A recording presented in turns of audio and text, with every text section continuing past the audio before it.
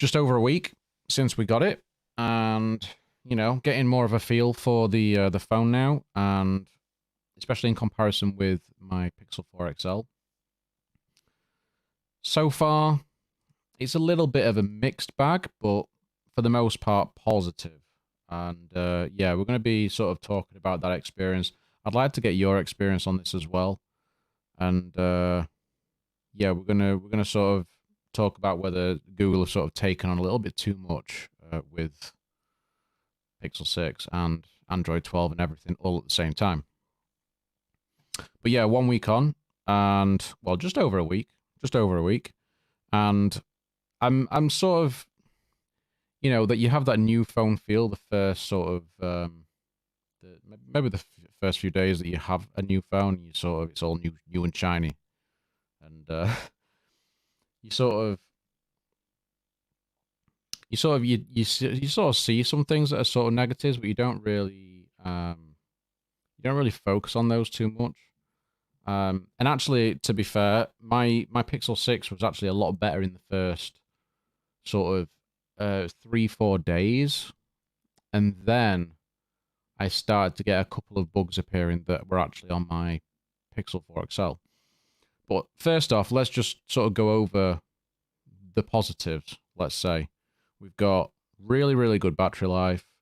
The camera performance is still very, very good. There's a lot of people, I don't know, there seems to be a lot of people complaining about the cameras and saying not as good as previous Pixels, which is a little bit, I think it's a little bit of a reach.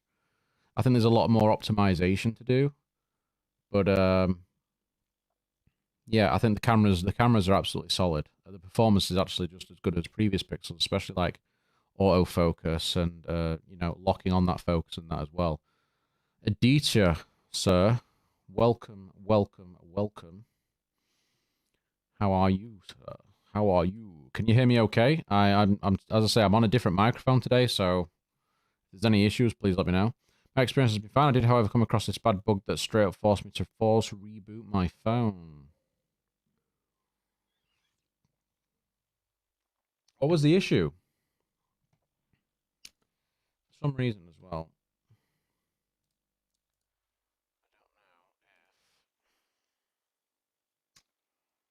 Always show messages is what I want on.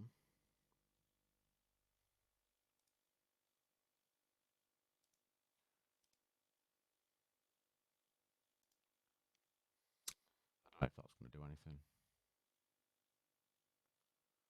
I really don't know. What was the bug that you had then, mate, with your Xperia? I don't remember having something that forced me to reboot the phone, but I did have a couple of times where the camera sort of locked up, and I had to reboot it. Icteric? What's icteric?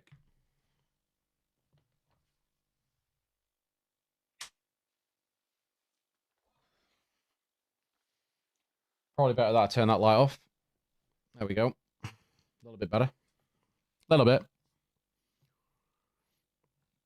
So yeah, that's one. That's the only sort of negatives that I had for the Xperia were that the cameras would sometimes not open, or there'd be an issue. Or it'd sort of say the camera cannot be used. So that'd be in, say, Photo Pro mode, and then it'd still be in every other mode as well. And I'd have to reboot the phone to get it working. There's a couple of times where I went to record video. So we had a really big thunderstorm one time earlier this year, and what I did was get my Xperia out to record it, because I wanted to record it in 120 frames per second to really slow it down, because there were big forks of lightning coming down. So I wanted to do that. I wanted to like film it 120 frames per second, and you know, be able to take snapshots from that and really sort of slow it down. So I got the Xperia out, You'll have to. I'll have to apologise as well. There's fireworks going off. It is bonfire night here in the UK. Our dog Tommy, the youngest one, is hating this. Absolutely hating it. And yeah, so I was filming. I was trying to film the lightning, and the phone camera wouldn't work. It just kept crashing. And then even when I went into like the normal video, it wouldn't work in the basic video app, and it just wouldn't work. And I was like, great. So I went and got my iPhone, and my iPhone filmed it in 60 frames per second. Got some great footage from it. Got some great images as well from that as well. And it, yeah, that was quite a disappointing experience for me. Let's say, yeah,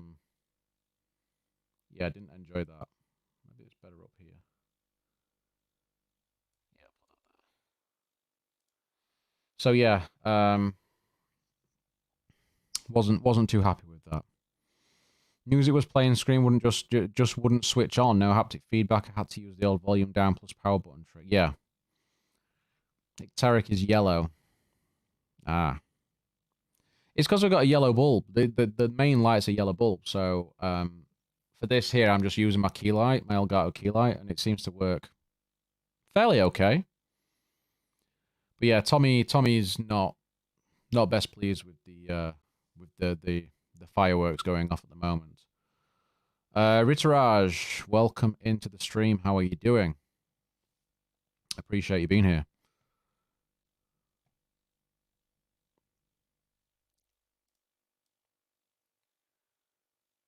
Bring that across a little bit.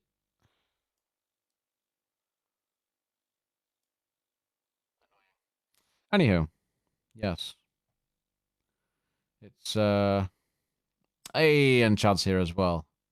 I remember you, dude. I remember you. Welcome in, man. I appreciate you being in. So yeah, I had to use the iPhone. The Xperia just completely crapped out, and one of the annoying thing that I found with the Xperia, the one thing that really annoyed me was if I wanted to do anything more than 4K 30, and if I wanted to use any of the manual options, I needed to use the Cinema Pro mode, and I didn't really like Cinema Pro because it's very sort of finicky. Whereas the Xperia Pro I that's just been announced, that Juan and TK have been showing off, that's got a pro video mode that has the exact functionality that I want from an app when I'm using the video on a phone. It's perfect. Like, I want that. But I want that in like an Xperia 1.3 or something like that as well. So I'm hoping that comes to the Xperia 1.4. I'd hope it came to the Xperia 1.3, to be honest, because it really should. But we'll see. You like the Mercedes cap as well, Adichie. Thank you, man. This is one of my favorite Lewis Hamilton hats. How are you, Chad? Are you Chad as always? I hope so. We're going to get into that in a moment, Ritterage. We're going to get into it. Also, I put this plastic screen protector on the phone, and now some of my touch inputs are not registering on the first go. Huh. It's 1:40 a.m. in India. Damn, man. You're up late. You're up late.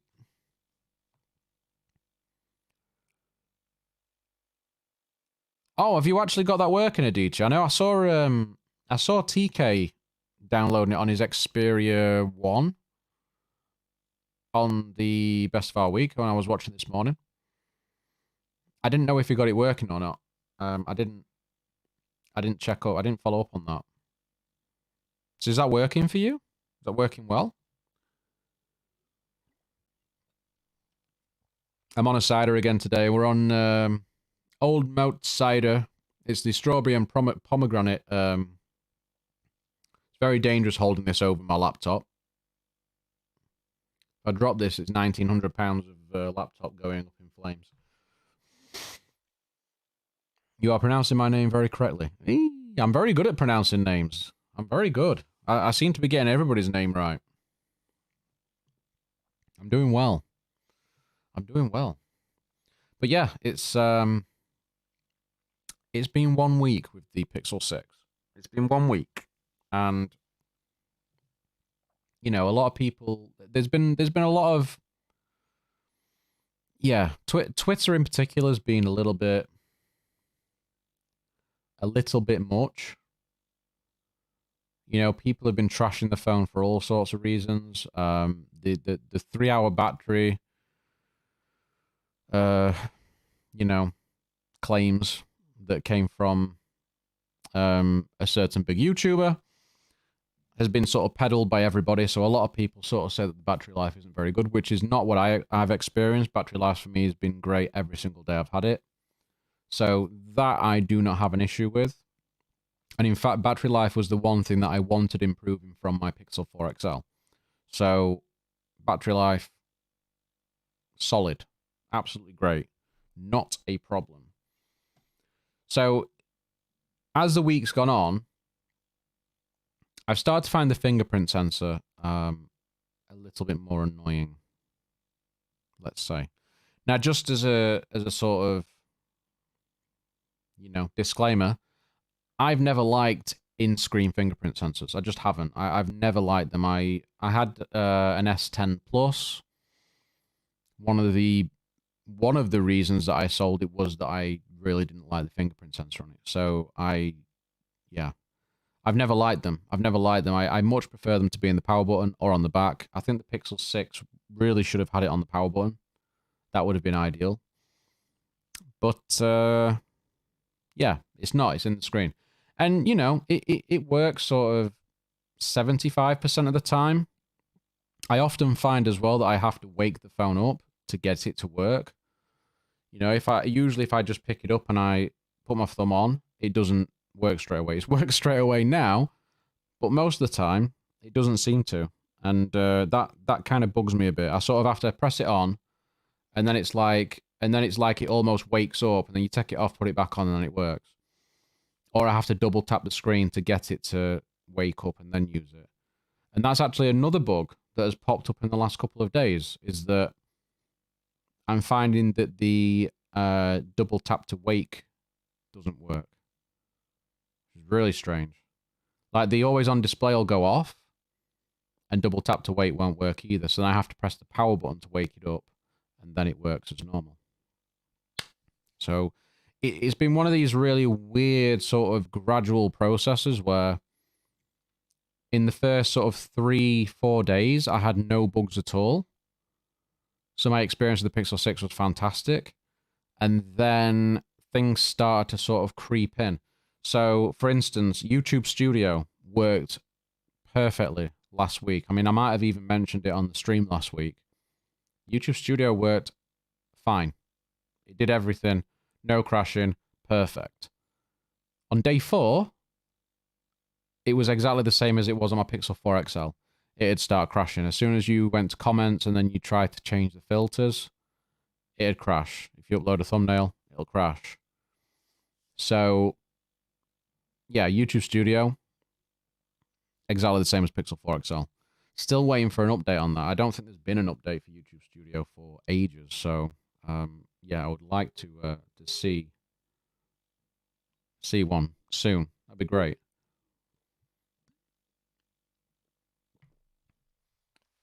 And yeah, the other things I've found as well is that every so often when I swipe away from an app, go to the home screen, the keyboard, it's really bizarre.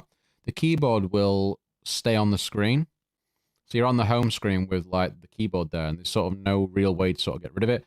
Sometimes you sort of open an app again, and that will clear it.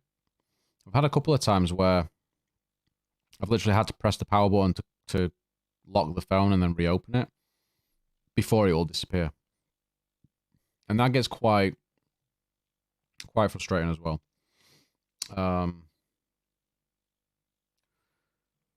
Aditya, I haven't used it yet, but the few seconds I had it open, audio input was fine, and it there with long no lag in the video feed.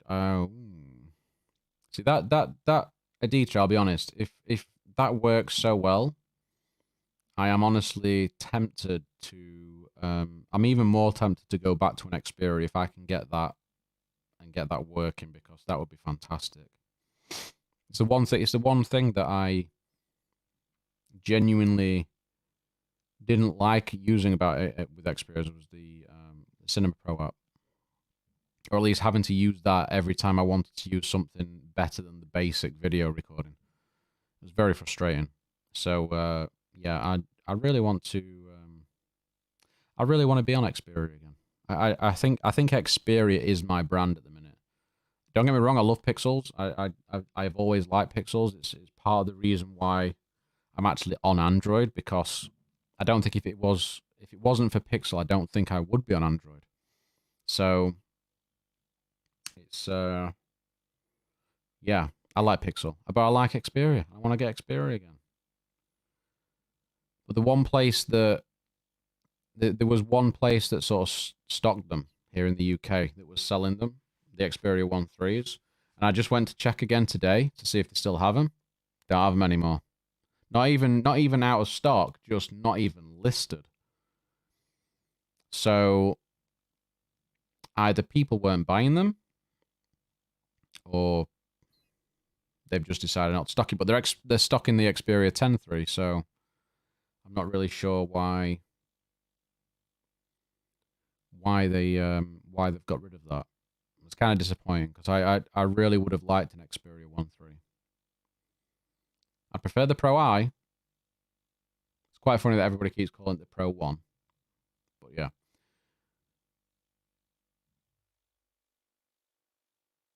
Yeah, the levels will change significantly, mate, because it's a dynamic mic, so you will find that the levels sort of change a little bit. That's probably me just not speaking into the microphone properly. That's my very poor what could you say?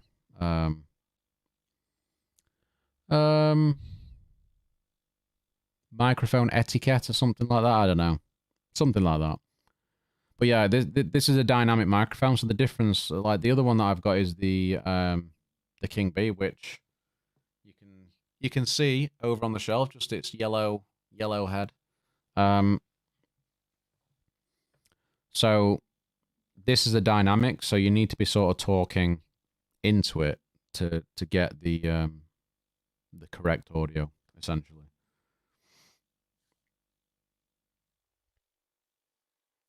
It's very good at rejecting sound from around the side. So if you sort of around the sides here, it's like it should be like a lot quieter. But then as you come back round, it's yeah. Yeah, it's not really a pre-stream check per se. It's just I wasn't talking into the mic. So if I'm talking away like this, I'm looking over here, it changes the tone of it very, very quickly. So yeah, I think I don't know, maybe I just need to get it set up a little bit differently, or I need to practice speaking into a microphone better. Maybe that's it. You know? Maybe.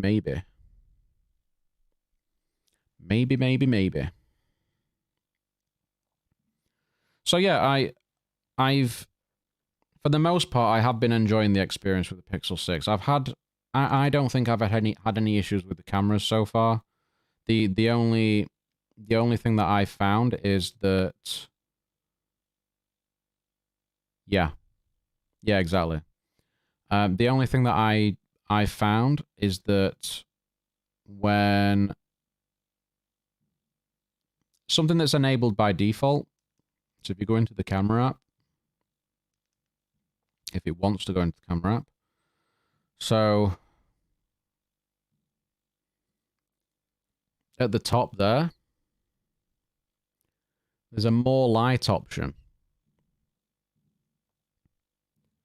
And that's sort of an automatic night mode.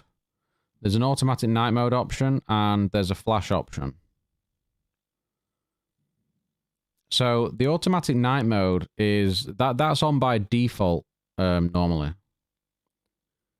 So I've been turning that off quite often because, hey Greg, welcome in, man.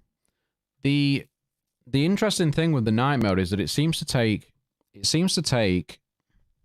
the same sort of time to take an image as the Pixel 4 XL, even though with the bigger sensor on the Pixel 6, it's letting in more light. So it's a little bit confusing because then it almost then seems to take in too much light when you're taking a night shot with night sight. So I've quite often been turning that off. And actually half the time, in fact, majority of the time, I've been getting a better image, you know, with a normal shot than I have with the night sight. Obviously not as bright, but you can still get a very good image. So that's what I've been doing.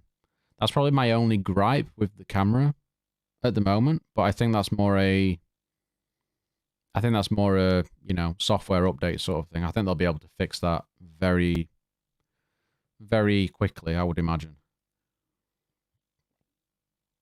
How are you doing, Greg? You well, man? Welcoming everybody as well. This is only the second stream ever on this channel. We're talking Pixel 6 today.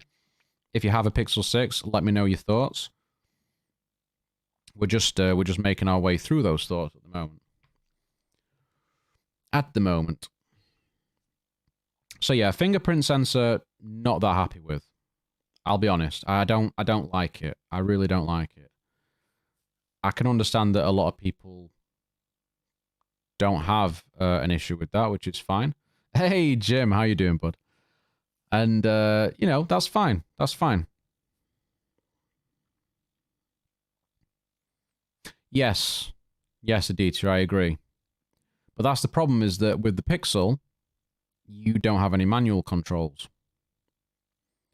Which is you know, another big gripe. I mean, they've called the Pixel 6 the Pro. Where are the Pro features? There's no Pro features. It's not a Pro phone. It's just not. So, yeah, it is a bit of a problem. And that's why again, why I want to be back on the Xperia, because you've just got the options. I'm not really fussed about that computational side. I think Pixel shots come out looking quite stylistic. They're not really natural, especially when you're taking pictures of pets and things. I mean, you'll have seen some of my pictures of the dogs, and they don't look that natural. So I do like the color science and the accuracy of an Xperia camera. Take love, mama. Hey, how you doing? Thanks for popping in. I do appreciate it. I really do. Yeah, Aditya. So, you know, it's a pixel binning sensor. So it's 50 megapixels, but it's binned down to 12. So you're still taking 12 megapixel shots. And so that's probably why a lot of the time people can't really see a massive difference between, you know, the image that they've got afterwards. I mean, it was interesting because, like, back in the days when we had the Windows phones, the Nokia Lumias, the Nokia Lumia 1020, that had, like, I think it was a 43 megapixel sensor on that.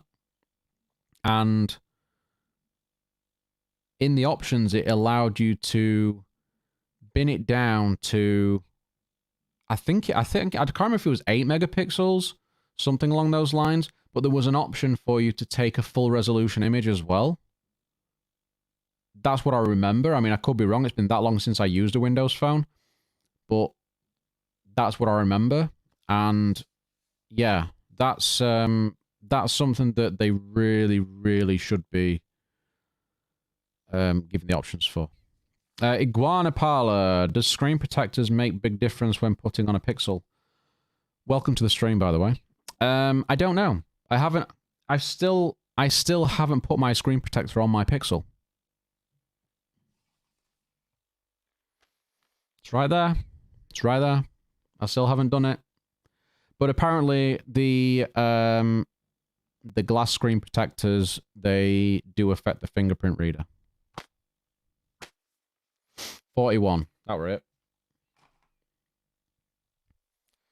Yeah, exactly, Adichie. So this is the thing: is that Google's not allowing these options. It's been down to 12 megapixels automatically. So have we really got a 50 megapixel camera, or are we using a 12 megapixel still? Because we can't get 50 megapixel stills from it. So it's a little bit, you know, a bit dodgy. I'm not so sure. I'm not so sure about that. Juan's much more up on these things than I am, by far. But at the minute, it doesn't seem like that's what we're being given. It's a little bit misleading. And whilst we're on misleading, little segue, just a little one. You might have seen an article being popped up on Twitter just a little bit earlier today from Android Authority. And it appears that the Pixel 6 does not really get 30-watt charging. Everybody's been wondering why the Pixel 6s have been taking so long to charge. And that's because they're not using the full speed. So the peak speed that they're saying that the Pixel 6 gets in terms of output from the charger is like 22 watts. And then it goes down to, and that's only for a certain amount of time, and then it goes down to like 15 and below. So yeah, Google, either there's something wrong.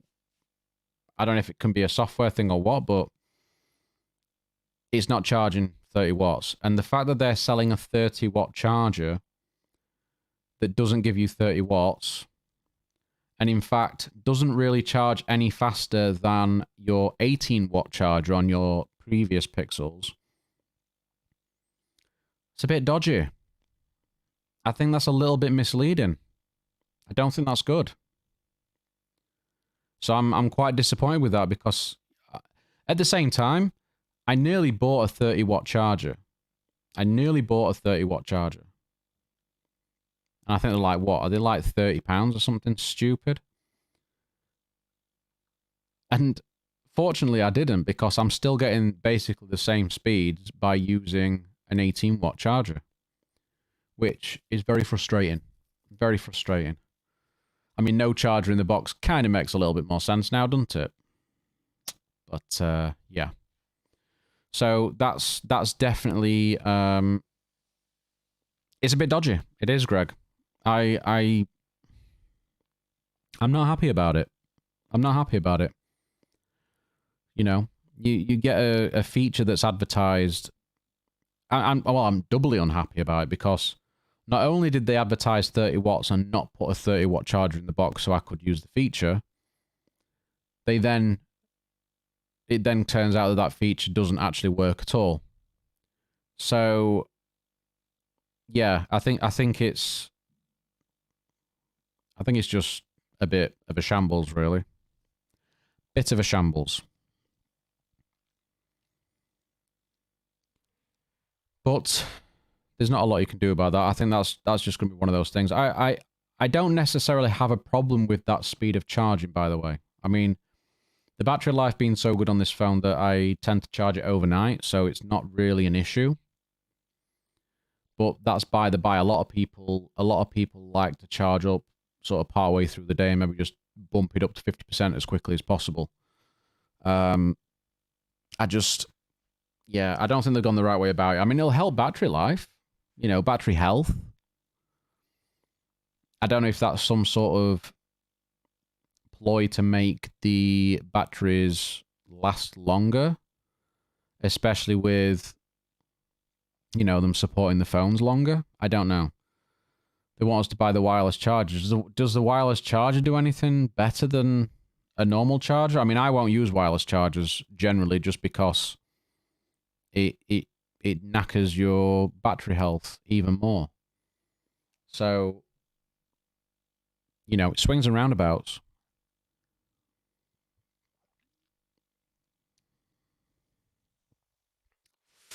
Do the different 5G antennas in each pixel model have different speeds for the average user? When you say the different pixel models, do you mean the do you mean like previous Pixel versions, or are you on about the two Pixel 6 models? Because from what I can tell, in terms of the average, I mean, the average user is not going to notice a difference. I've been using the Pixel 4 XL and I've been using the Pixel 6 interchangeably this last sort of week or so. So in terms of Wi-Fi connection, the Pixel 6 is quite strong. I actually found my Xperia 5.2 was not as strong as my Pixel 4 XL. And the Pixel 6 is just as strong. So on Wi-Fi, it's very, very good. When it comes to the 5G speeds,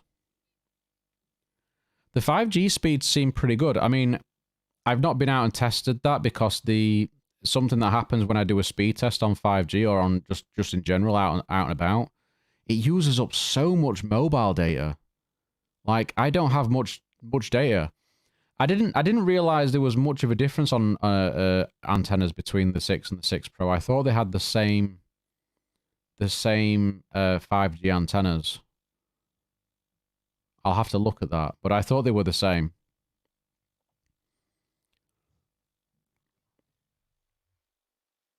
I mean, it'd be a bit strange if they were different, but I don't remember seeing that. I don't remember seeing that, to be honest, George. But welcome to the stream, by the way. Appreciate you being in. I'll have to look into that. But 5G speeds for me have been very good. We only get it when I go into town. So it's not something that I've come across. I mean, I've come across it maybe 3 times this last week. And it's been quick. You can tell it's quicker than the 4G anyway. You can definitely just tell. And you're talking as average, an average user. So an average user is not really going to be, testing the speeds and whatever else. They want to see a noticeable difference. So the only way I can sort of describe it. Oh, it doesn't have the millimeter wave. Well, we don't have millimeter wave here in the UK anyway. As far as I'm aware, I think the millimeter wave is just the US at the minute. So here in the UK, it would be the same between both devices.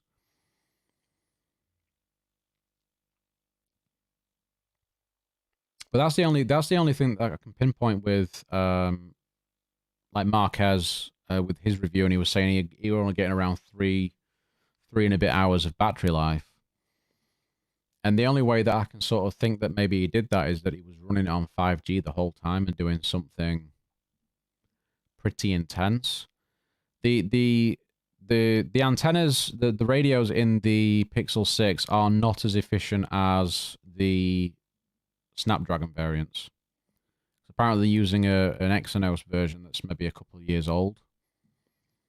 But it's still quick. It's still fast enough. It's just not quite as efficient. But yeah, in terms of connectivity, I've had no issue. Some people have been complaining about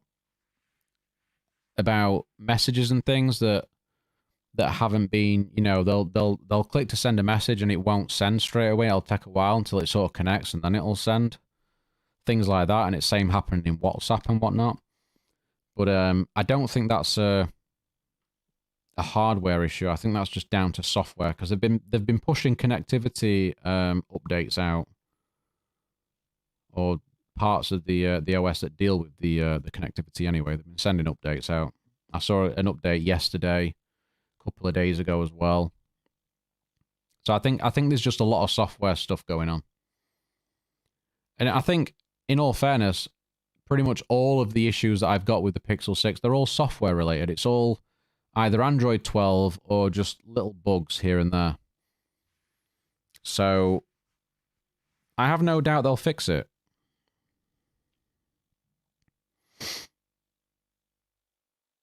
Yeah, it's interesting, that, isn't it, George?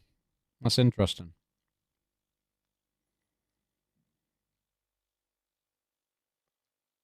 I find it very strange how the networks there sort of have very different They seem to have very different setups, and they'll sell phones that have different features. Whereas that doesn't happen here. That doesn't happen here at all. You know, every network that sells a phone, the phone will have the exact same features as one on another network. I do find that concept quite strange. But I suppose that's just maybe it's different laws here against that. I don't know. Yeah, it's an odd one.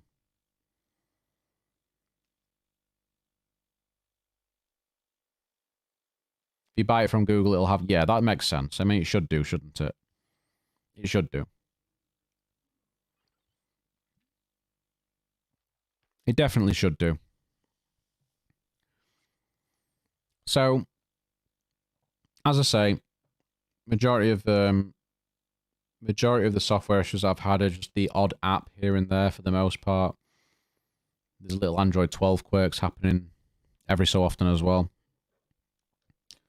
The one main app that I use a lot, and some of you guys know I use Twitter too much.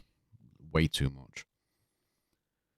Twitter's not very smooth for me on my Pixel 6. In fact, it's pretty choppy, to say the least. Whereas on my Pixel 4 XL now, there was an update pushed out a few days back. On my 4 XL, it is buttery smooth. Not quite iPhone smooth, but very, very smooth. On my 6, it's still very choppy. So, I don't know if that's something, maybe related to Tensor. Something along those lines. I don't know. I'm not sure. But yeah, I think there's going to be a lot of optimizations needing doing for the Pixel 6. And like you said, Greg, you're willing to give it a try? It just needs time. There's a lot of people... Hey, Ibrahim, how you doing, buddy? It needs time.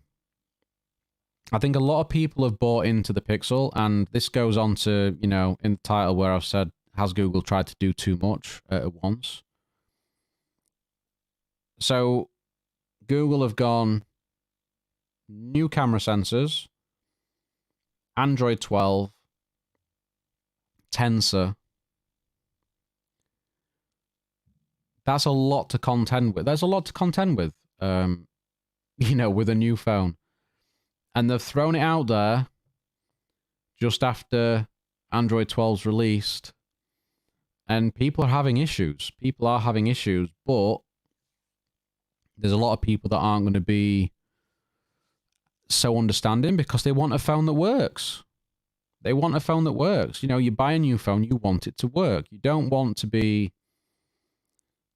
essentially testing features and coming across all these bugs and things. You want a phone that works.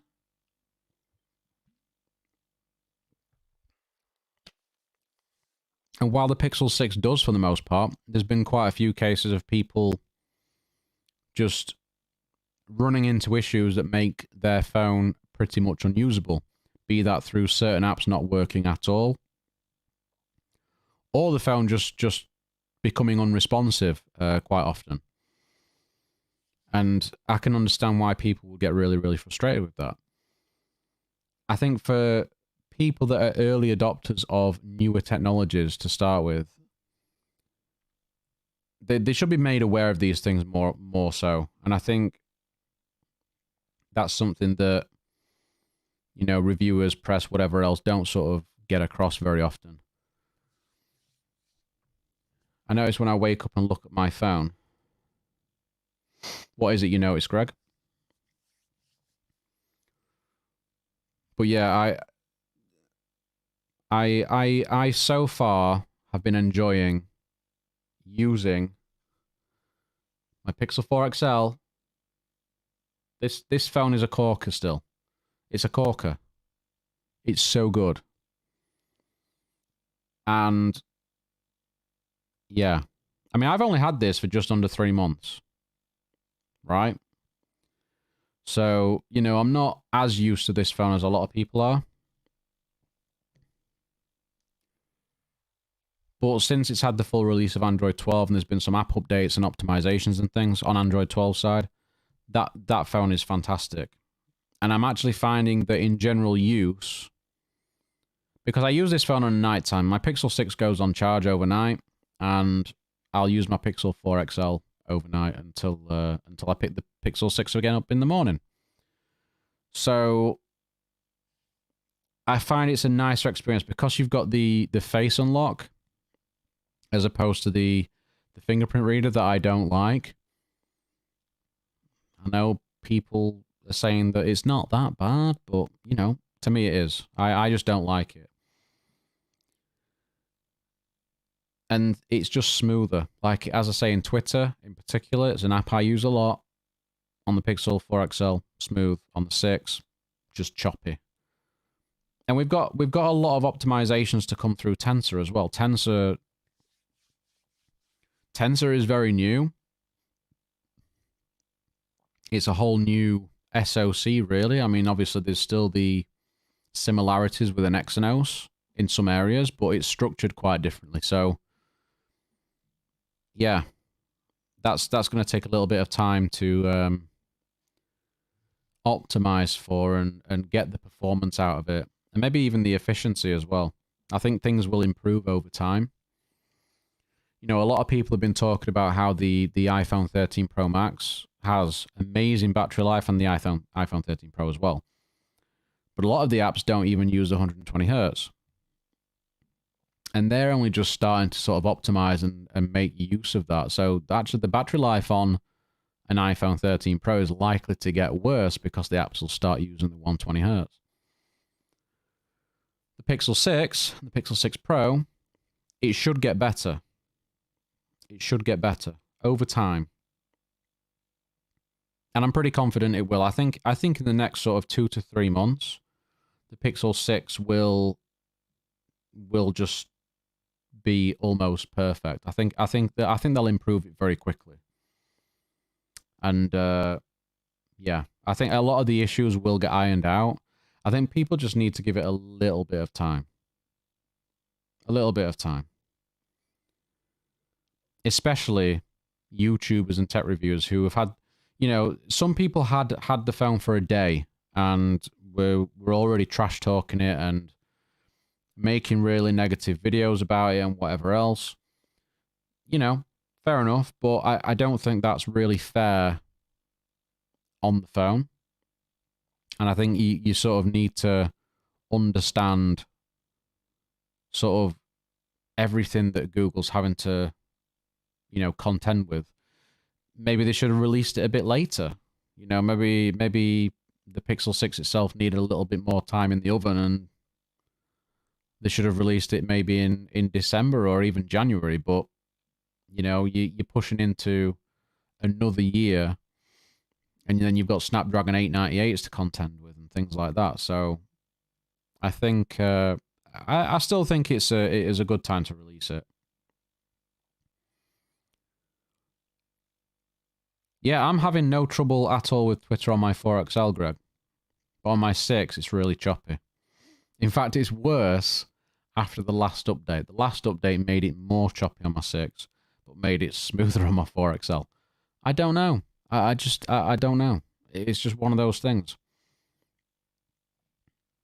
And also, just, I know it's a very small thing, but when you compare the backs, when you're holding these phones, I mean, I'm one of these people that hates cases, right? I don't like using cases, but I still use one when I'm out and about. But if I'm at home, generally I'll take the case off and I'll use the phone naked. But when you're using these phones, the frosted back on the 4XL is so much nicer. Why did they not make the 6 frosted? Why?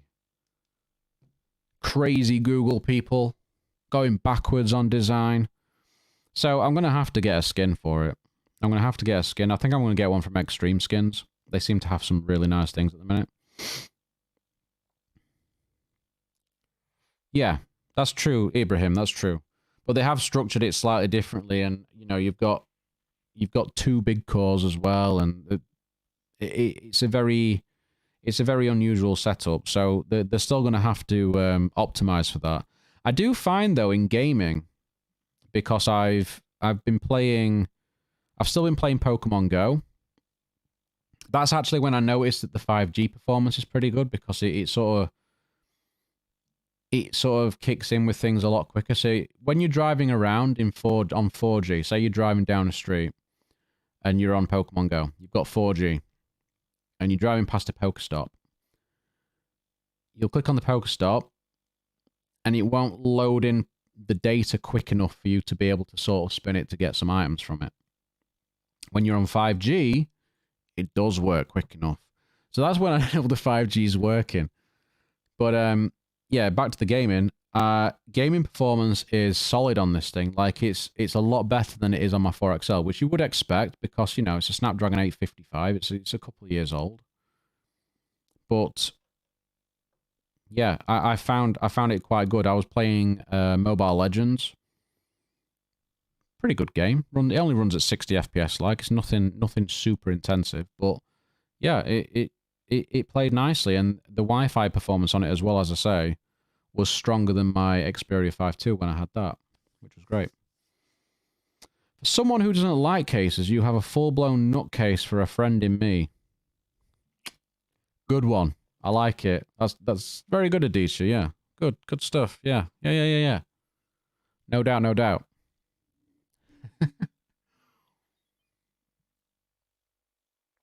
By the way, guys, if you're enjoying the stream, drop a like. If you're not subscribed to the channel, subscribe. We've got a lot of Pixel 6 coverage coming still. We've had some Pixel 6 videos out already.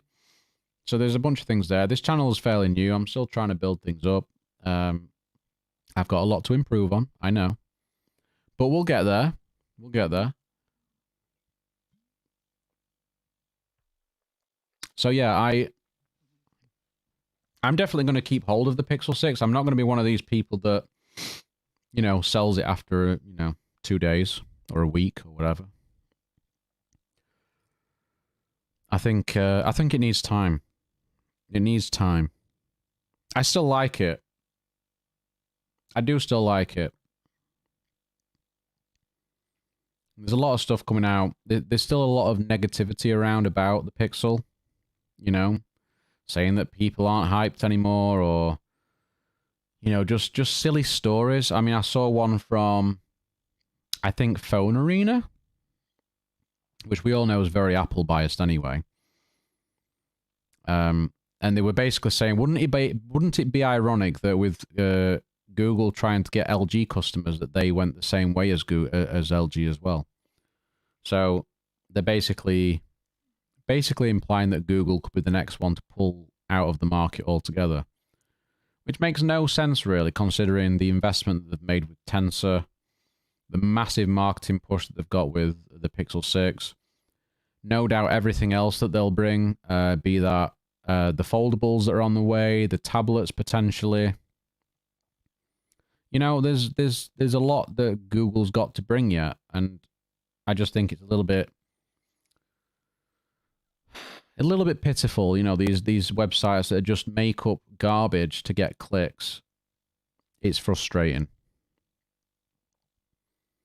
The Bellroy leather cases for the Pixel 6 series look really nice. Comes in 5 different colours, but expensive at £45. I have an Apple bias when it comes to pie. You're doing good, Di. I appreciate that, Greg. You know, it's I was very nervous about starting a new channel, and you know, even with the streams, like considering I've streamed for the past 5 years playing games and stuff, I honestly feel nervous doing these streams at the minute. I don't know why that is. I'm not really sure why that is. Maybe it's because I'm full of crap and I'm just talking rubbish, but who knows? Who knows? It could be anything. But I think it's going to be, you know, until I can get to the point where I've got sort of multiple devices to cover and compare, I think that's going to, you know, it's going to be a little bit slower, and I'm just going to have to take my time with it. David's in the house. How you doing, sir? Do you think the Pixels are better than the Samsung flagships? Depends what you mean by better. You know, Samsung's offer quite a lot of different things compared to a Pixel. You know, with a Pixel, you're getting a more refined... You're getting that Google experience. It's a much more refined experience. It's more about, you know, the Google Assistant trying to help you with a lot of things and having a really nice auto camera. Just doing all the basics really, really nice and just having other nice little features thrown in there, just in a nice package, slick experience. Whereas the Samsungs tend to be very sort of feature heavy. Like, especially when you look at something like the S21 Ultra, you've got even bigger camera sensors and lenses. You've got DeX is a big feature of Samsung. So if you want to multitask more and you want to output to a monitor, you can do that with a Samsung and have a full-blown desktop mode there. That's something you can't do on a Pixel. So it really comes down to the sort of thing that you want. And also Samsung's got manual modes and things you can use. It's just very, very feature heavy. But I've never got on with Samsungs. I've never really got on with them. I think I had a Samsung S7, Galaxy S7, S6 Edge Plus, S10 Plus. And I've never had a good experience with them, to be honest. Jim, at least a month for a fair review, not... Yeah, exactly. I mean, there's some people doing reviews after one day, mate. Glenn, welcome to the stream. Upgrading from my 2XL, just not sure to get regular or pro. Is it worth the extra dollars? Get the regular. Honestly. If you don't feel like you're that bothered about a telephoto, get the regular 6. I'm not even kidding. So I'm going to show you now. So the Pixel 2 XL was... It wasn't a small phone. There was quite a lot of bezel to it. You know, a big chin and forehead and everything. But when you compare these two phones here, so the 4XL there, and then the Pixel 6. Let's bring them back a bit further. They're basically the same size. So the standard 6 is the same size as the 4XL. It's a beast of a phone. It's honestly huge. This still feels like a big phone. And it's actually got better battery life than the Pro. That's according to most reviewers and everything anyway. So yeah, it's really good. I think it comes down to software experience, says Ibrahim, when comparing between Samsung and Google Pixel devices. Yep, definitely. Focus peaking on LG. Oh, I know.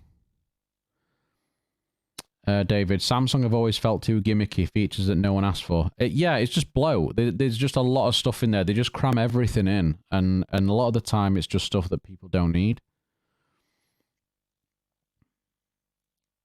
So yeah, it's never really been for me. I mean, I would like to try a Galaxy Fold because I really want to get into foldables in the next year. That's something that I'd like to cover on the channel a lot more. I want to get a Duo 2 as well. But yeah, Samsung have never really done it for me. Even in design, I mean, a lot of people have liked the design of their phones, but I've never really,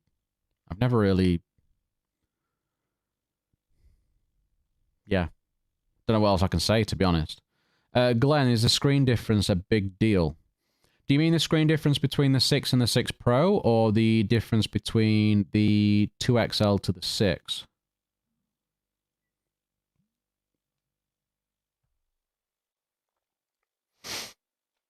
Wow, I'll just get a skin. Skins are nice. Or they can be. I had a skin on my 4A. That was very nice. I had the Note 9 for 3 months, experienced both the Samsung experience and then One UI when it came out. I didn't really enjoy it and ended up selling it, but hardware-wise, it was top of device. So you didn't like One UI compared to the Samsung experience, or as I still like to call it, TouchWiz.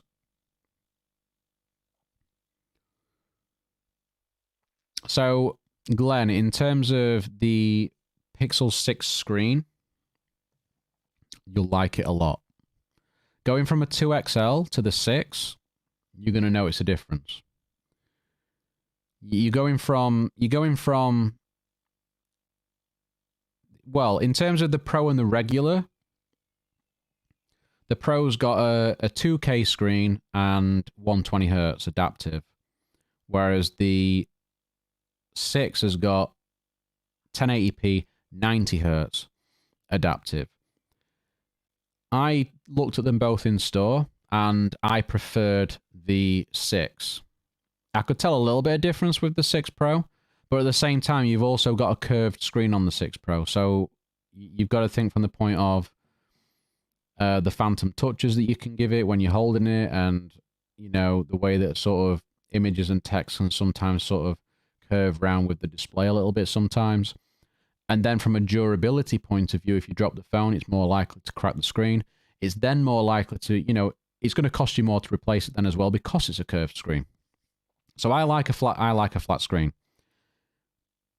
With you coming from a Pixel 2 XL, you are still going to notice a big upgrade on this phone. And I'm not even kidding. Like, it's a big upgrade. You're going from the 2 XL, which had an LG POLED display, which was pretty poor in a lot of cases, to a really nice OLED screen that has 90Hz. You will notice the difference, I promise you. If you don't, come back and I will slap myself. So definitely go with the 6. That's just my advice.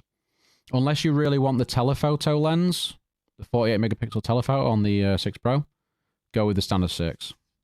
It's still a huge upgrade over a 2XL, and for $599, you really can't go wrong. You really can't. I watched a live stream a while back, and the device most developers prefer to use a Pixel device mainly because Samsung, OnePlus, Huawei, and others have a nasty habit of aggressively killing background apps, which makes it tough for developers when testing and developing apps. That's cool. That's interesting. That's interesting. Yeah, they do throw a lot of RAM. They do. Rob Page, how we doing, sir? Because of the way Google operate in their regular and multifold software updates means the device we have now in no way represents its final form. Exactly, it doesn't. For sure. For sure. Like I was saying, there's still... There's a lot of new things with this phone. There's a lot of new things with the Pixel 6, and Google, whilst they may have done maybe a little bit too much all at once, I think within sort of 3 months, I think the phone will be very, very good, and I think most of the bugs will have been cleared up. So I think the 6 is a cracking device for $599 as well. I mean, my God. I think you can genuinely call this phone a flagship killer, because I think it's actually better. I think overall it's better than the 6 Pro. I think it's a better daily device for most people. And when you compare it to something like an S21 or, you know, an iPhone 13 Pro, it trades blows big time. I mean, it's definitely better than an S21 anyway, but the Nexus 4 is still my favorite Google phone. I had a Nexus... What did I try? I tried the Nexus 5X, and I also used... Jackie had the Nexus 6P for quite a while, which I ended up with for a short while before I went into hospital for surgery one year. The 6P was nice. The screen on that thing was great. I think when the Nexus 4 came out, I think I was busy using Windows phones, because they just had the best cameras. The cameras were just unbeatable. And that's why I ended up going with the Pixel eventually, because the Pixels were the ones that had the best camera. And when the 2XL came out, I mean, that thing blew everything else out of the water. That thing was insane. Even the original Pixel was very nice. It had some, but it didn't have the computational chops of the 2XL. But it took very, very nice photos. Jimmy Fire Dragon, welcome in, sir. How are you?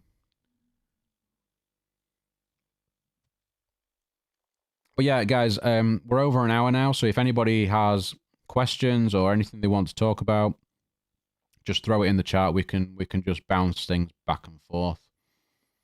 I think we've spoke pretty much about all of the Pixel stuff now, I think. But yeah, as I say, I'm quite happy with it so far. I've got some more videos that I'm planning for next week. I was going to shoot one of them this week, but I think next week will be better because I'll have a bit more time with the device and it'll sort of bed it in a little bit more. Mohammed Asmail.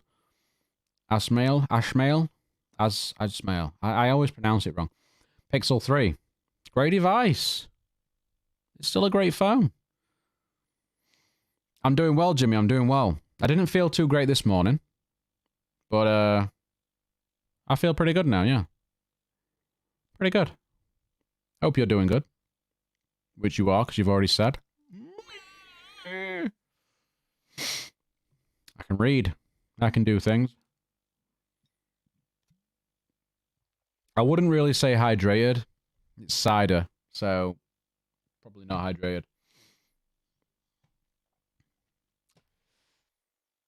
But yeah. I do find that I'm running the phone without a case when I'm at home a lot of the time, which I know is dangerous. I know is dangerous, but it just feels it's just so much better to not use a case, right? And I don't know if it's like a placebo thing, but I feel like the phone's more responsive when I don't have a case on it. I don't even know how that works. I don't know. Dan, the question repetition, man. Why are you repeating the question? Repeat all the questions you want. But yeah, as I said earlier, the one thing that I've been quite disappointed with is the fingerprint reader. You never use them at all, David. You never use cases at all. Damn. That's crazy. Brave. Although if you're using an iPhone and if you've got Apple Care Plus, I suppose it's not too bad. Don't slap yourself. I don't want to slap myself.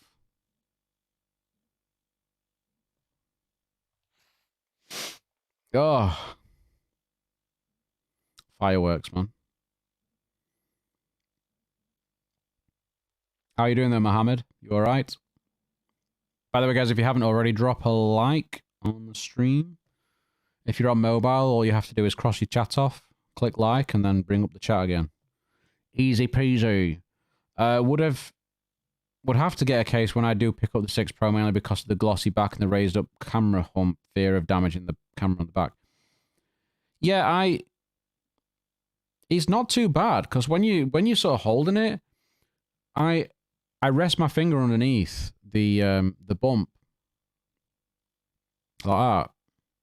So I find that it doesn't. I don't know. It feels a bit more safe because you sort of expect the phone to slide down out of your hand, but because your finger's underneath the bump, yeah, it doesn't go. I rely on quick reflexes and insurance. It's dangerous. It's dangerous. I mean, to be fair, I've been running my my 4XL without a case for the last 2 weeks or so. When I had a Windows phone, the Lumias, when they were solid polycarbonate, didn't run a case. Pixel 2XL didn't have a case on that for the majority of it, and that phone was in near pristine condition when I sold it. So some phones, depending on how they are made and the materials, can be very durable. They can be very durable. But I do want to get a... I'm going to get an Extreme Skins skin for this. I might go for like the panda... Like the panda style look again of the 4XL. Because it's just classy, isn't it? It's just classy. Like, I think the 4XL is... It's a better looking phone. I really wish they'd kept the coloured accents on the power button as well. I just love that. I love that. I know that's not for everybody. I like that a lot.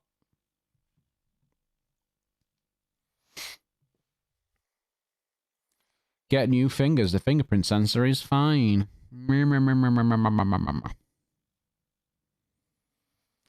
Mate. Twitter drives me mad, you know. It genuinely drives me mad. Especially when you go into like a Twitter Spaces and people are just like just ranting about things on phones when there's not really that much importance to what they're ranting about, and they're not even using the phone. They don't even have the phone for the most part. And then they go and buy one anyway. What's that about? That makes no sense. It's like people have to... They have to post these things on Twitter and say these things because they want to...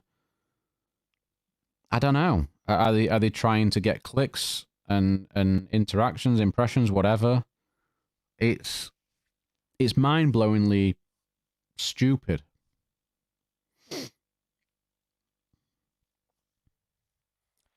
Greg, forgot to ask how you were doing ahead of TK1. Catch from stream when you hit your head.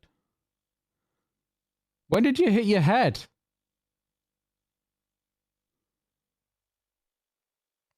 Have I missed something, Greg? I've clearly missed something. I've clearly missed something.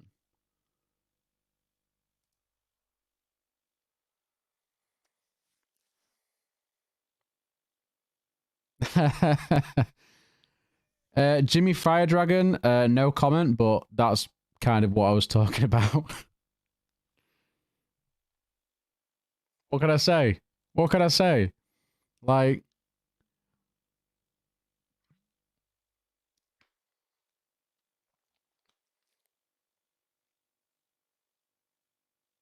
I'm stumped. I'm just stumped.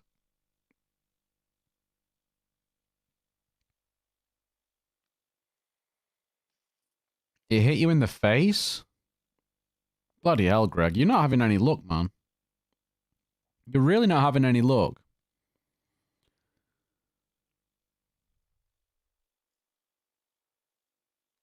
As long as you're alright, though, dude.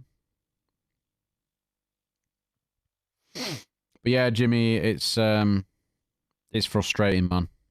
It's frustrating.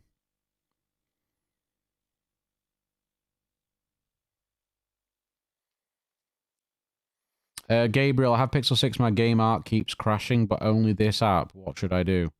To be honest, Gabriel, there's not really a lot you can do. I think it's just a case of waiting for updates to come out that sort of mitigate those issues, and it's the tensor issue probably. It's because it's a new SoC and a lot of apps aren't optimized for it, so some apps do crash, especially when it comes to games and things. So hopefully now that the Pixel 6 is out, and that you'll start to see some updates coming for that. Welcome to the stream, though. I hope you're doing all right.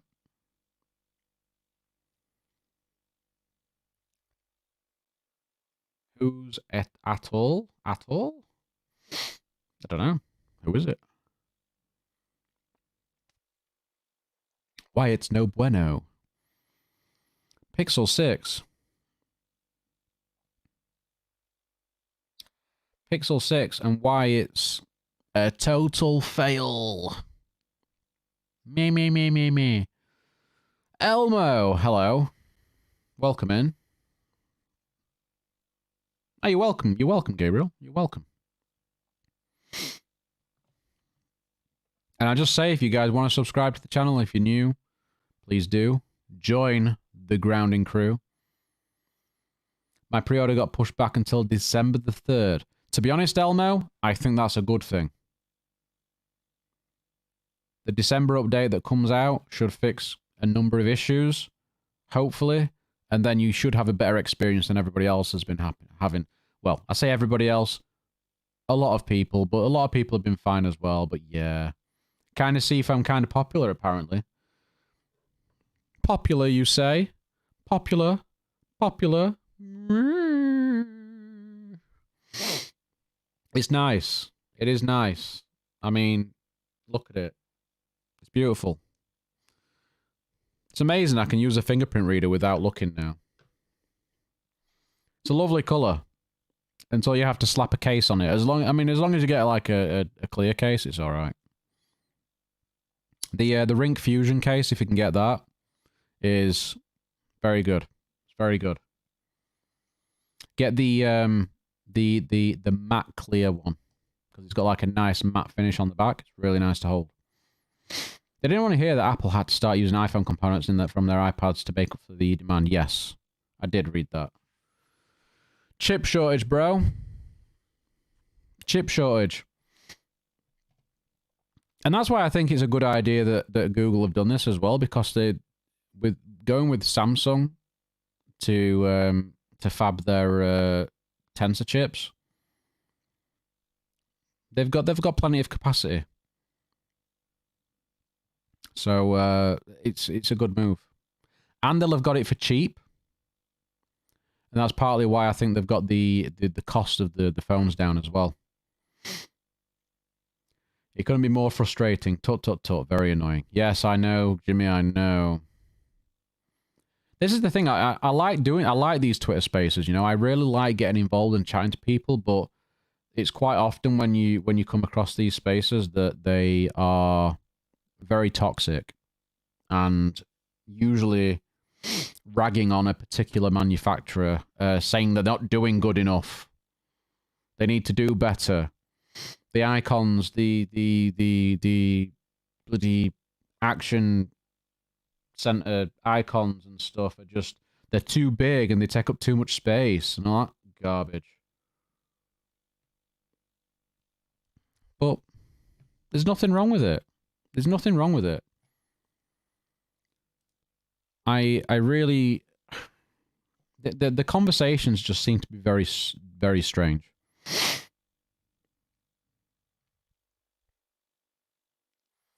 Yeah, Twitter would, me too, if I was on it as much as you, Dan.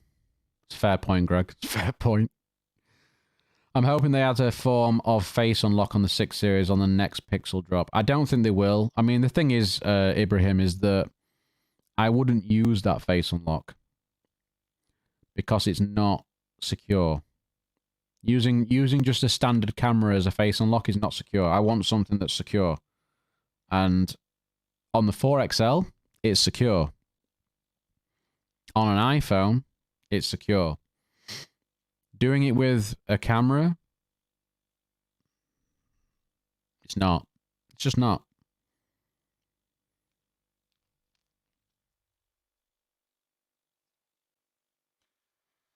Does the frosted Google case come in the box? No. No, you have to buy those separately.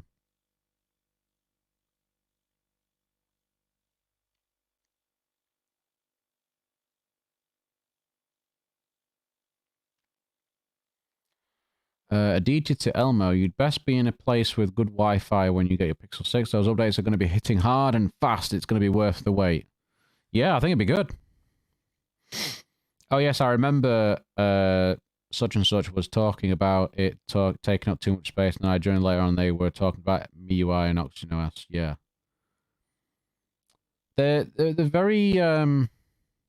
It's very strange because they say that it takes up too much space, but when you compare it to Android 11, you actually get more toggles. But it takes up more space. Yeah. Strange. But it's generally, you've got a lot of iPhone fanboys. There's a lot of Xiaomi and Samsung fanboys as well. And Pixel tends to get spoken about in a really shit way. And I mean, the last one that I went into, they were talking about the Pixel 6 very negatively. And then they also started talking about the Xperia Pro I. And my God, I wanted to bang my head against the wall. Oh, it's just too expensive. It's just too expensive. Blah, blah, blah. And they'll sell like 7. You know. And they're all laughing and like, they think they're clever. You know, it's just poor. It's just poor and it's petty and it's disappointing, especially when these people are people that are creating content. And, you know, for me, if I'm doing a video, I want to either provide genuine information of the device as well as my own experience of it as well, and explain it the best I can so that it helps people in a purchasing decision. I don't want to go into something telling people that this thing is trash because I don't like it or that I just don't understand it. And that's the problem, is a lot of the time with something like the Xperia Pro I, people don't understand the concept to begin with. And they're saying it's a phone, comparing it to other phones. Why would I pay this much for a phone? Even Sony aren't marketing it as a phone. It's a camera first. It's for a specific group of people doing a specific task. Sure, it does everything else, and it does those things very, very well, but it's a particular use case. Just as the other Xperia Pro as well. So it really bugs me. I mean, it is Jimmy, but that's not the point, is it? That's not the point. But they're saying the thing is, when people commentate on these things, they'll say, "Oh, it's Sony, it's expensive, and it's for a niche audience, and nobody will buy them." Even though Sony have been selling these phones very, very well in many markets, and actually they've been selling more than they expected. Even the Xperia Pro models, which is crazy. They're taking a particular route. They're not going down the same path as everybody else with phones. They're taking a very considered approach. They're doing things their own way, and I like that. I like that they're doing something different.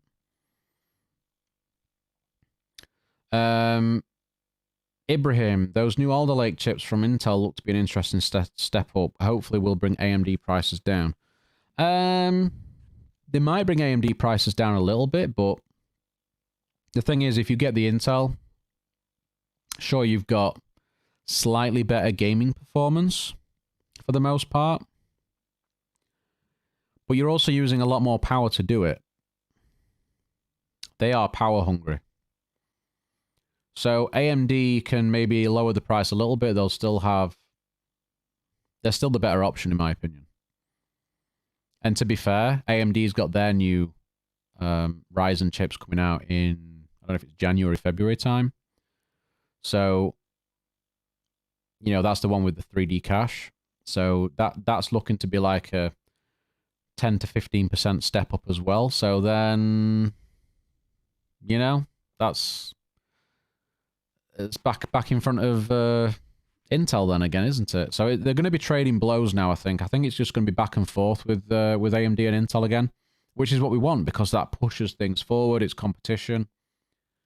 And we get better products. Simple as that.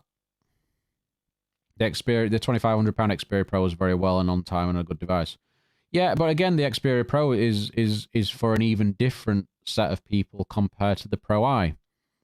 So, you know, it's they've all got their uses. And the Pro Eye doesn't replace the Xperia Pro. I think they're quite different in what they do. Yeah, Sony are doing better. And I think as time goes on and the camera and their devices get better and better as well with the camera tech, even in their like 5 and the Xperia 5s and 1s, I think they'll start to do even better, I think. I think they made the 5.2 for me was a cracking phone.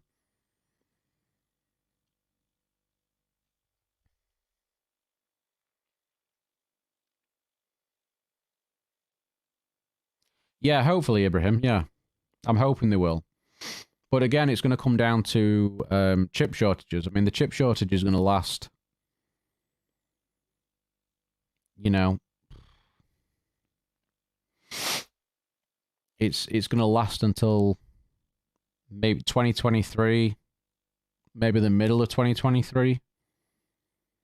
There's no signs of it getting any better for quite a long time. Marquez said that the Sony phone lens smaller than the sensor and would take full advantage of the sensor. I'm not really sure what you mean on that, Elmo.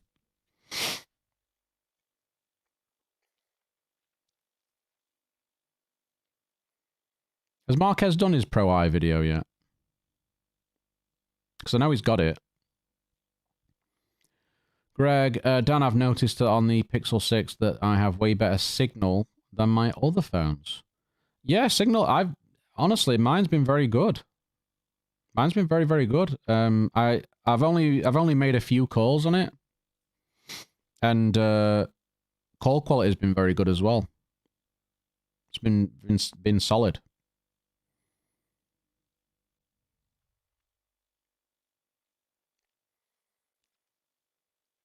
Sean Robinson, hi, how you doing? Welcome in.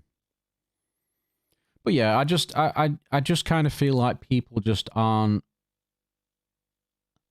No, he tweeted about something else, Jimmy, and the Pro Eye was in the background, so that's why I noticed it. But yeah, I feel like, you know, tech YouTubers, reviewers, whatever, they just need to be a little bit more. I think they just need to be more fair and just. It becomes very tribal. It's almost like. I feel like it's almost like console wars, you know, when you've got like Xbox fans and PlayStation fans and Nintendo fans. Except with phones, it's even more manufacturers and it just gets even worse. But the big two being Samsung and Apple, especially here, you know, in the West. It's very much like that, and it's very much sort of, you just see people putting the other brands down just because they don't like them or they're not the phone that they use. It's just bizarre. It's just bizarre. The video was about the phone with the 1-inch sensor. Oh, okay, yeah. Yeah, it doesn't quite use the full sensor, I believe. I need to check that video out then. Sean, great here. I purchased the Google Pixel 6 and I love it. See, this is what we like to hear. This is what we like to hear. What did you go from, Sean? What phone did you have before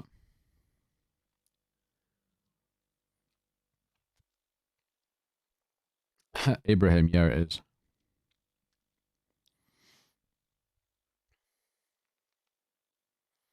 It certainly is. I think, Jimmy, it's one of those things. I think, you know, as you say, it can be difficult to work out who the target niche is for sometimes. But at the same time, if those people can't work out who it's for, why are they reviewing tech?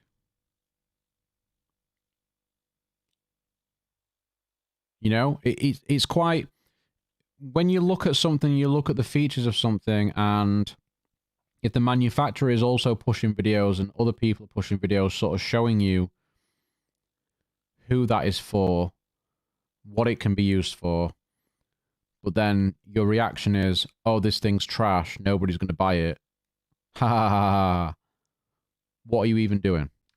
What are you even doing? Like, seriously. Andrew Healy, Pixel 6 is almost perfect, just having a few problems with the fingerprint sensor. Same, Andrew. So, some things that you might have already come across. I don't know how many times you've added your actual fingerprint to the phone, because you can add multiple prints. I've added my thumbprint 4 times, and it seems to have helped.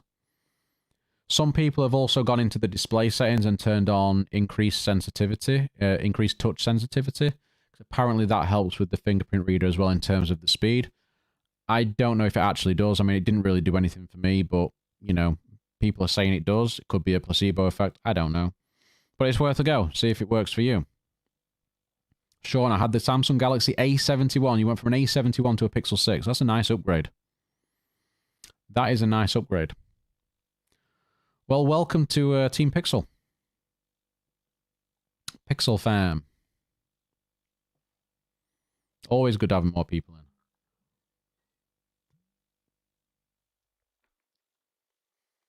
I think more people start discovering Pixel with Pixel 6, because obviously they're marketing it a lot more as well.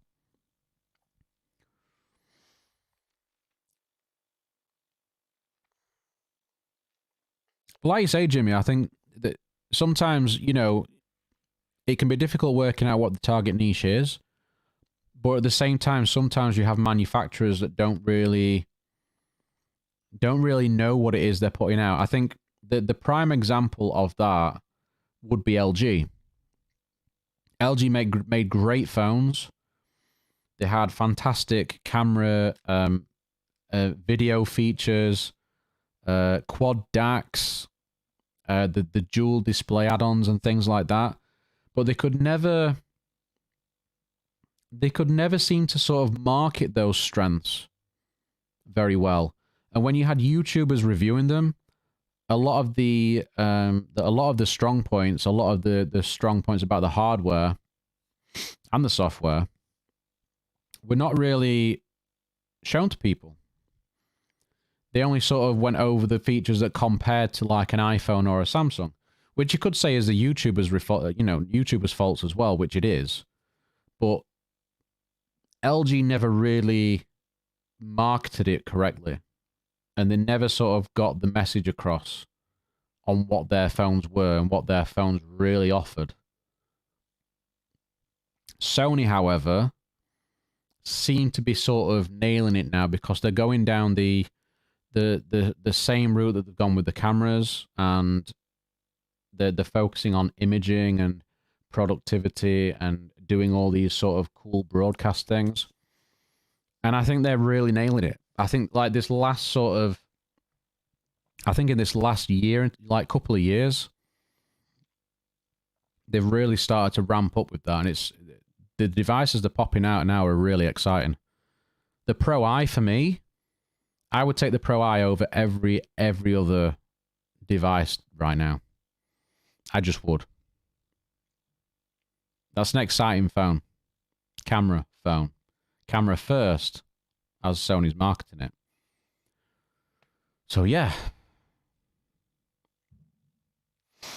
Jimmy Fadran, mostly because we tend to stick together. A lot of TechTube doesn't necessarily get the appeal, and that's fine. Same with LG. Sony is the only proper upgrade for former LG users. True. Headphone jacks, bro. For those who have the Pixel 6, have you noticed any differences when recording video footage on the main sensor between 4K 60 and 4K 30? What kind of differences are you talking, Ibrahim? I've only recorded in 4K 30 so far.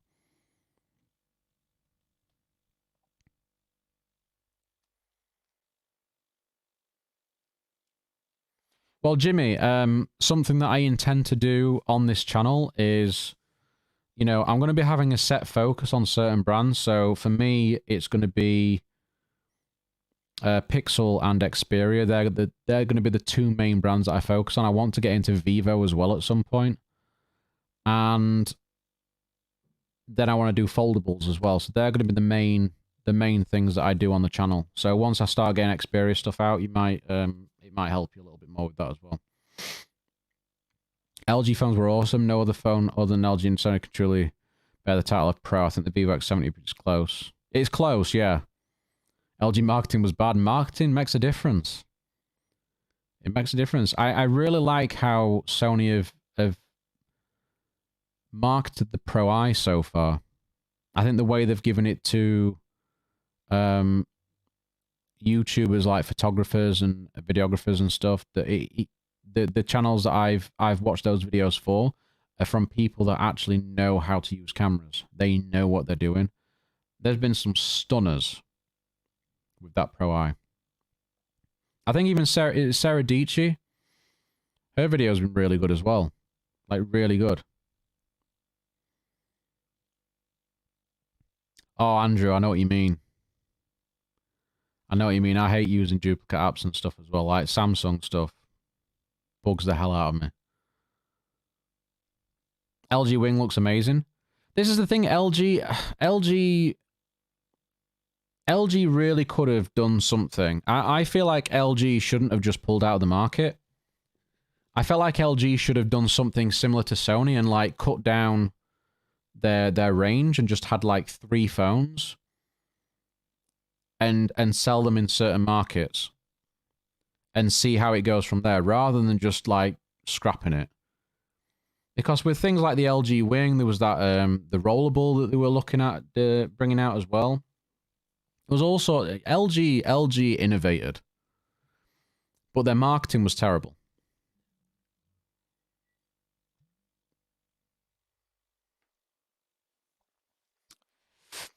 IR, ground attack, stabilization and jerkiness.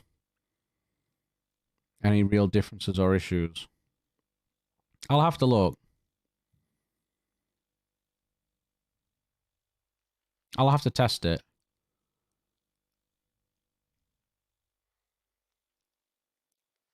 I mean, it's all well and good, Greg, you know, saying to people, don't review the phone if they don't like it.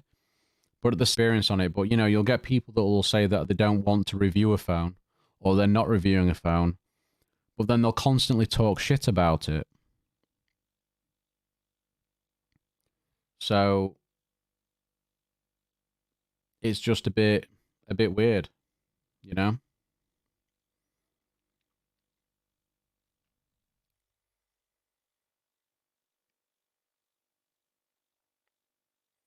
I'll have to test that, though. Ibrahim, I'll have to test that.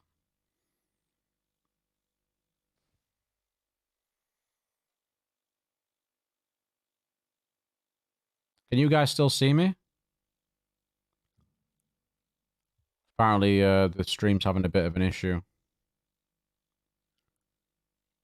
Let me know if you can still see.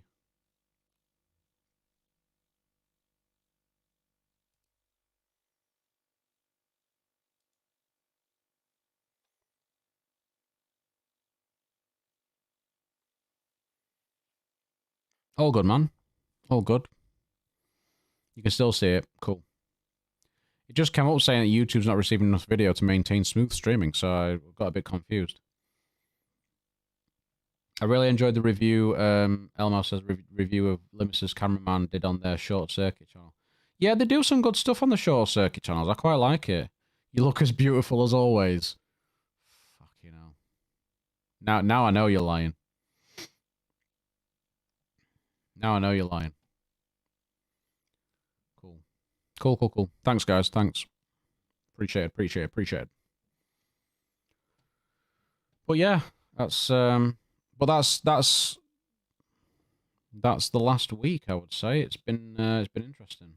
It's the kind of abuse I get every day. 1,800 is a lot of money. To be honest, I mean, Greg, if you look at the camera that has the sensor that's in that Xperia Pro I, like, it's in like a 1,200 pound camera. It's in a 1,200 pound camera. So now you then bolt on an Xperia 1.3 onto that camera. An Xperia 1.3 is about 1,200 pounds as well. So you're then getting essentially like a 2,400 pounds worth of camera and phone gear into one single device that can do all sorts of stuff. And the form factor is just a phone. You know, there's no massive bump to it. There's no, you know, it's not like in the old days where you had like a Lumia 1020 with a massive bump, or if you had like a Samsung that was basically a camera attached on a you know, with a phone attached to it. It's a very radical device, and it's very, very cool. Yeah, exactly, Adichie. It's a camera first. It's a camera first. Ibrahim says, have haptics been a step up for you down from Pixel 4 XL to Pixel 6? Yes. Yeah, it feels a bit more precise and a little bit more firm on the vibrations. So it felt a little bit weak on the 4XL, I think. Still feels fine, but it's just not that impressive. On the 6, it feels pretty good. It does feel pretty good.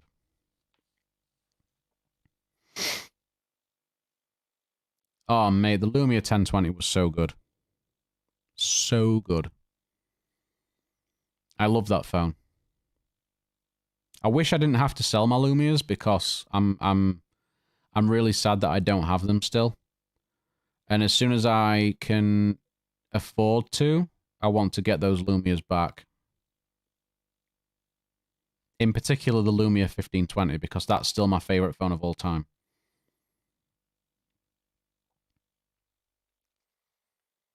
Those were the days. It's like I wasn't.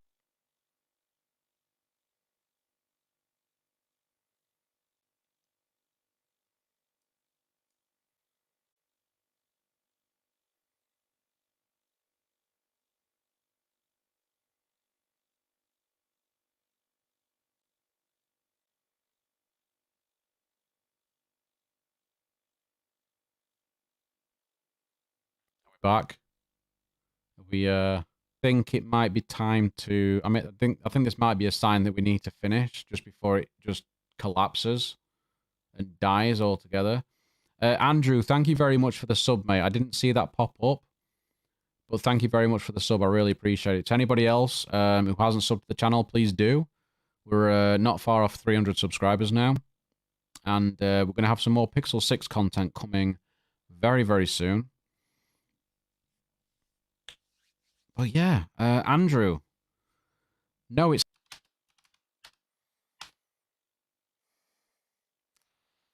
not snappy about this. Right, we're gonna dash. But yeah, 22 watts is the max output, and then it drops down really quickly. But guys, thank you very much for hanging out, for chatting. I really appreciate it. Thank you for the sub as well, Elmo.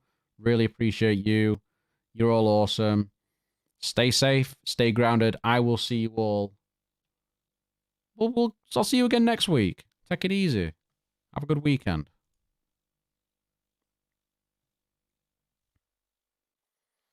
Love you long time. Goodbye.